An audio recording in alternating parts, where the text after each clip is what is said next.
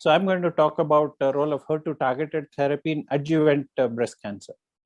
I'm sure you all recognize this slide. This is about how we divide time as BC and AD. And you must be wondering why I'm showing this.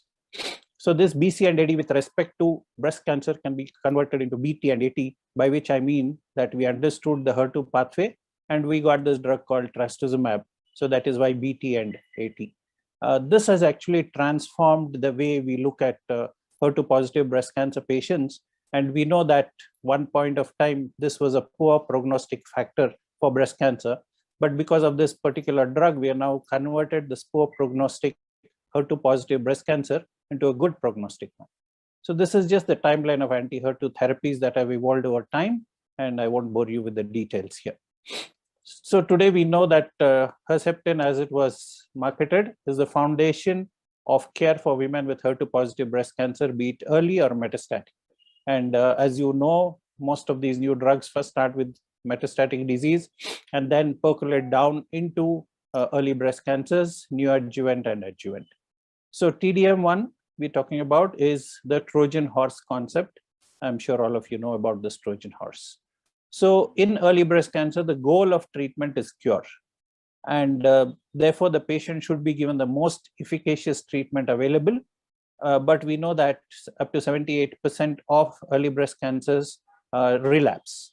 And this is a significant number. And at present, currently, there is no cure for HER2 positive metastatic breast cancer. Again, it depends on how you actually define cure. So I will not 100% agree with this particular statement. So neoadjuvant therapies, Dr. Sai has already told you all the benefits. This is talking about early breast cancer management. I think the most important as a medical oncologist is that this offers a window of opportunity for you to study how your tumor is going to respond to the therapy that you've given. Also, it enables response assessment, which I mentioned, enhances surgical options, and early institution of systemic therapy. You already heard about the Neosphere study, and this is again showing you the same slide with different colors, talking about the complete pathological response. And dual HER2 blockade offers the best one. So I think this is just the recap of those data that is already there, Neosphere and Affinity. And for Neosphere, we have a 5-year disease-free survival, and for Affinity, we have a 6-year disease-free survival, and both showing benefits. But we must remember that there is residual invasive disease present in almost 40 to 60% of these patients, in fact, of receiving dual HER2 blockade neoadjuvant therapy. And that is shown in both the Neosphere and the Trefina studies. Now, despite the proven benefits, we know that these patients who have a residual disease are at a higher risk of recurrence. So as I mentioned, 40 to 60% of patients will have residual disease, and patients with residual disease have a greater chance of recurrence. So it's important to adapt early breast cancer treatment to avoid recurrences, which may progress to incurable metastatic breast cancer. So we have this data of tailoring adjuvant therapy after neoadjuvant from the CREATE-X for TNBC and Catherine trial. So today what I'm going to discuss is this Catherine study. And this is the actual concept of this study, that once there is neoadjuvant therapy instituted, surgery is done, and then you access and assess the residual tumor and then take a decision as to whether you're going to continue the same neoadjuvant that you're given, or when there is residual disease, you're going to shift them into the TDM1. So prior to Catherine study, there was no data available to guide this particular treatment decision for us when there was residual disease present in the resected specimen after neoadjuvant HER2 blockade. So CREATE-X, this is of course in the triple negative breast cancer patients who benefited with the addition of capecitabine in the adjuvant setting. In the metastatic setting, we know that Kadcyla or TDM1 has activity in patients who have progressed after chemotherapy and HER2-directed therapy, including those patients who have relapsed within 6 months of treatment. And this is important because this is a sort of a indicator of the aggressiveness of the disease.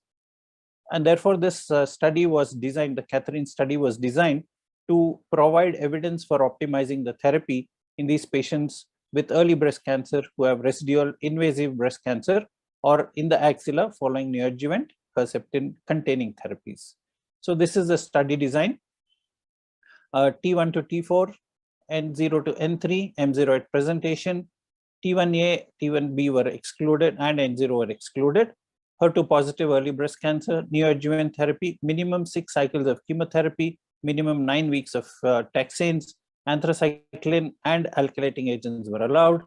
All chemotherapy prior to surgery, minimum 9 weeks of trastuzumab, and second HER2 targeted agent was also allowed. And residual invasive tumor in the breast or axillary. And then they underwent surgery. They looked at the evidence of residual disease, and they were randomized into the two arms. The stratification factors included clinical stage at presentation, inoperable versus operable, hormone receptor status, ER/PR positive or negative versus positivity, and neoadjuvant HER2 directed therapy, whether it was a single agent Herceptin or dual HER2 blockade, and the pathological nodal status, which was evaluated after neoadjuvant therapy. The primary endpoint was the invasive duct-free survival, with secondary endpoints that included DFS, OS, and DFI, and of course, the safety part. So these were the primary endpoints which I've already described. The what constituted IDFS was the ipsilateral invasive breast cancer tumor recurrence, ipsilateral local regional invasive breast cancer recurrence, distal recurrence, collateral invasive breast cancer, death attributable to any cause, including breast cancer, non-breast cancer, or unknown cause. And the secondary one was IDFS, DFS including primary non-breast cancer, contralateral or ipsilateral DCIS, overall survival, DRFI, cardiac safety, overall safety, and patient-related outcomes. The inclusion and exclusion criteria typically for such a study I don't need to go over for audience of this type. So the study population, 743 patients here, well balanced, treated also, median duration of follow-up 40 plus months, crossover from Kadcyla to Herceptin. This did not happen, but in the Kadcyla arm it was allowed, and the statistical power for us to understand what is the significance of using Kadcyla here.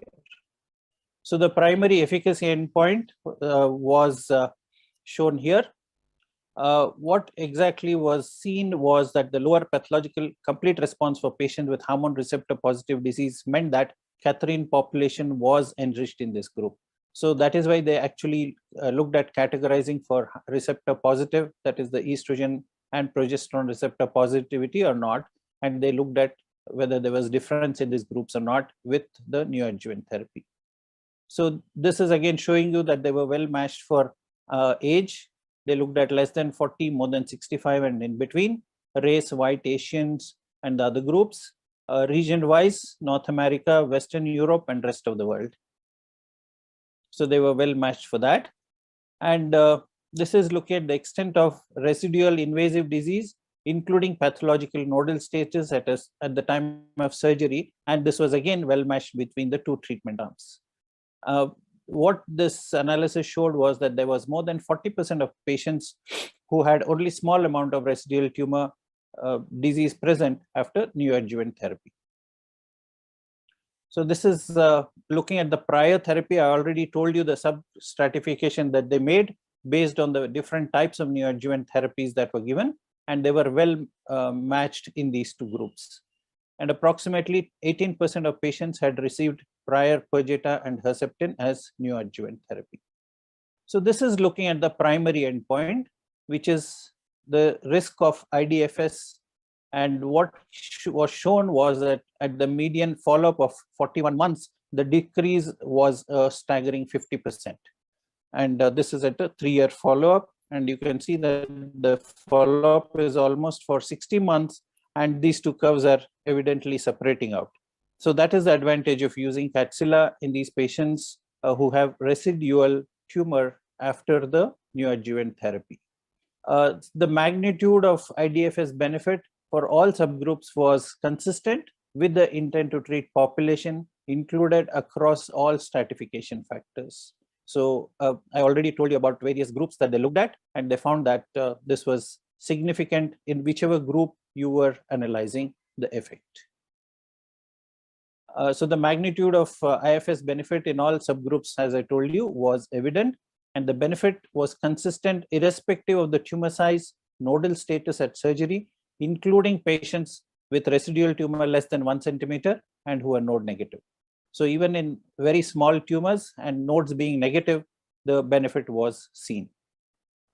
So this is looking at secondary endpoint, which is distant recurrences. And again, the arm that got Kadzilla showed that there were fewer distant recurrences as compared to the Herceptin alone arm. And as you can see, the hazard ratio is 0.60. And again, here the follow-up is for almost 60 months. This is looking at the other secondary endpoint, which is overall survival, which as medical oncologists, we are always harping on, looking at overall survival. This is the first interim analysis. And therefore, as you can see, there is a difference, but still it's not statistically significant as of now.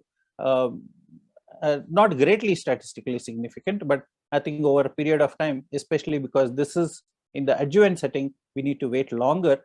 But the hazard ratio, as you can see, is 0.70.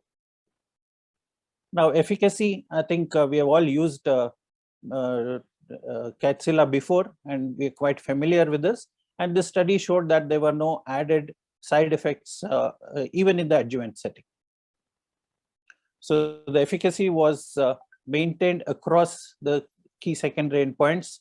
And as I mentioned, the overall survival, which we always wish is significant as medical oncologists. So the safety data primary analysis, they looked at the 14 cycles of completion, and they found that similar proportion of patients completed 14 cycles. And if you can look at the dose reduction, not applicable for trastuzumab. And this was pretty clear that Kadzilla is a safe drug, even in the adjuvant setting, up to 14 cycles as well. This safety data, again, is consistent with the known safety profile of Kadzilla, which I already mentioned. And this is showing you the various ones, starting from fatigue, nausea, platelet count, liver function test, headache, arthralgia, radiation, skin injury, and the other things like epistaxis, sensory neuropathy, etc. And what conclusion was that these Kadzilla-related AEs were generally of low grade, manageable, and easily monitored. And as I mentioned, most of us have had experience with using Kadzilla in the metastatic disease, and therefore it shouldn't be a problem for using it in the adjuvant setting as well. So to summarize, Catherine has introduced a new decision point in HER2-positive early breast cancers. Adjuvant treatment should now be based on the response to neoadjuvant therapy. And this is one of the forms of tailoring adjuvant therapy now. And as I mentioned, they should receive 14 cycles of Kadzilla in the adjuvant setting. This is a recommendation of the international treatment guidelines. And patients who achieve pathological complete response after HER2-directed adjuvant therapy still have a risk of relapse, and therefore they must continue the dual HER2 blockade to 18 cycles in the adjuvant setting. So with this study, Catherine marks a new standard of care for patients with HER2-positive early breast cancer. And this is all the summary of this study. With that, I think I will stop, and thank you very much.